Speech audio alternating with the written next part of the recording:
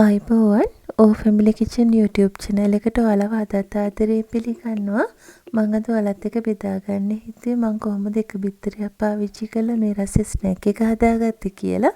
ඇත්තටම හරිම ලේසි. ඉක්මනට හදා ගන්න පුළුවන්. ගොඩක් දේවල් ඕන වෙන්නේ නැහැ. අපි දැන් බලමු මේක හදන්න මම අරන් තියෙන්නේ මොනවද කියලා. මම මෙතන අරන් තියෙන්නේ ලොකු බිත්තරයකුයි පිටි ග්‍රෑම් 120කුයි විතරයි.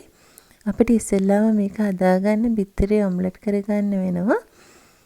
මම ඔම්ලට් එක හදන්න පාවිච්චි කරේ ගම්මිරිස් කුඩු තේ හැඳි කාලකුයි ලුණු කුඩු චුට්ටකුයි විතරයි.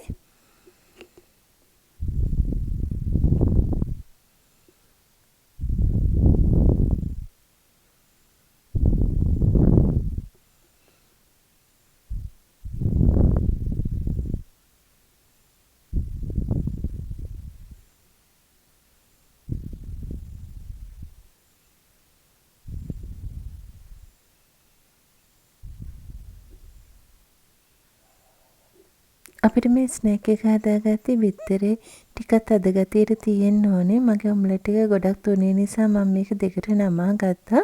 ඔයාලා බිත්තර දෙකකින් වගේ හදනවා නම් නමා ගන්න ඕනේ වෙන්නේ නැහැ. එක බිත්තරයකින් හදනවා නම් ඔම්ලට් එක මෙන්න මේ වගේ දෙකට නමා ගන්න.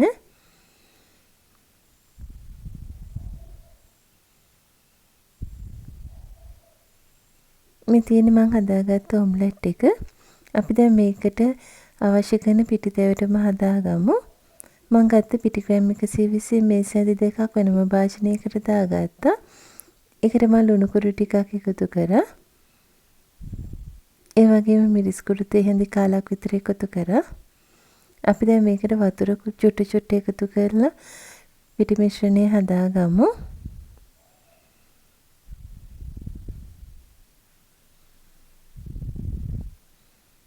මෙන්න මේ මට්ටමට පිටි මිශ්‍රණය හදාගන්න.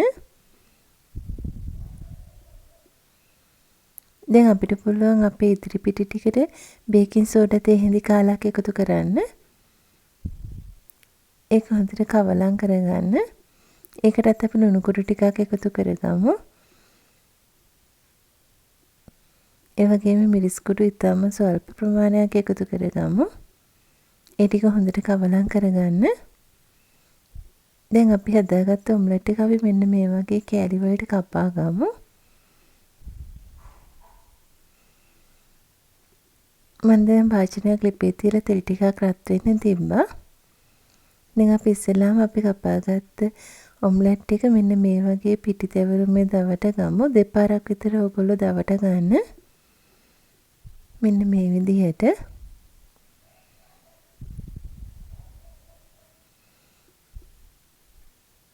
දැන් අපේ තෙල් එක රත් වෙලා අපි හැපි ඔම්ලට් එක දැන් මෙන්න මේ විදිහට තෙලේ බැද ගමු. ඔයාලා කැරට් ටික ඔක්කොම මෙන්න මේ විදිහට බැද ගන්න.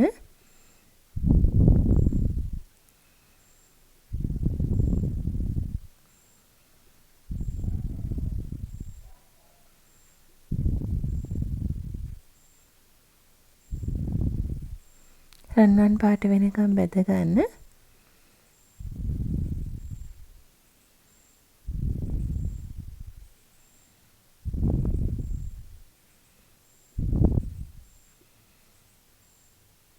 මේ තියෙන්නේ මම බැදගත්ත බිත්තර ටික. ඉතින් මේ බලන්න හරිම ලස්සනයි. ඒ වගේම හරිම රසයි. ඉක්මනට හදා ගන්න පුළුවන්. ඔයාලත් හදලා බලන්න. ඉතින් මගේ මේ වීඩියෝ එක නරඹුවාට ගොඩාක් ස්තුතියි. මේ වීඩියෝ එක හොඳයි කියලා හිතෙනවා නම් ලයික් එකක් කමෙන්ට් එකක් දෙන්න. ඒ වගේම මගේ channel එක subscribe කරන්න කියලා ආදරයෙන් ඉල්ලා හිටිනවා. ආපහු වීඩියෝ එකකින් හමු වෙමු.